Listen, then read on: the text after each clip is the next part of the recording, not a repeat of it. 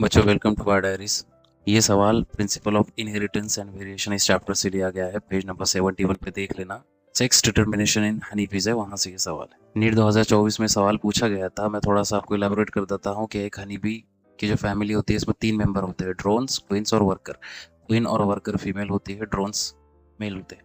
Drones का chromosome number होता है n=16, मतलब उनके अंदर वो अकेले क्रोमोसोम्स जोड़ी में नहीं रहते, सिंगल रहते, मतलब सिंगल 16 क्रोमोसोम हैप्लॉइड। जबकि क्वीन या वर्कर वो डिप्लॉइड होते हैं, 2n=32।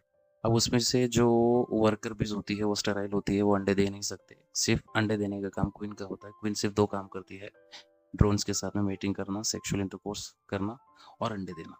अब क्वीन क्या करती है, जब मियोसिस में जाएगी गैमेट बनाने के लिए तो अंडे देगी। अंडे हैप्लॉइड होते हैं, n=16, n=16। अब मान कर चलो ये अंडा अगर इसको स्पर्म नहीं मिला, मतलब इसने मेटिंग नहीं किया, तो पार्थिनो का मतलब होता है वर्जिन, जेनेसिस का मतलब होता है क्रिएशन, कि ये अंडा बिना स्पर्म के डायरेक्टली ड्रोन या मेल बन जाएगा। ओके, इसका मतलब ये जो ड्रोन पैदा हुआ है तो इसको मेल की जरूरत नहीं है बनने के लिए, मतलब ये सिर्फ और सिर्फ ड्रोन की माँ होती है, बाप नहीं होता। जबकि अगर फीमेल क्वीन या वर्कर बनाना हो, फीमेल बना, ये ड्रोन माइटोसिस करके स्पर्म बनाएगा, n=16। क्वीन मियोसिस में जाके एग बनाएगी, और ये जब स्पर्म और एग मतलब ड्रोन और क्वीन जब सेक्सुअल मीटिंग करेगी तो ये स्पर्म एग के पास जाएगा, फ्यूजन होगा, फर्टिलाइजेशन होगा, और n=16, n=16 to n=32 female पैदा हो जाएगी।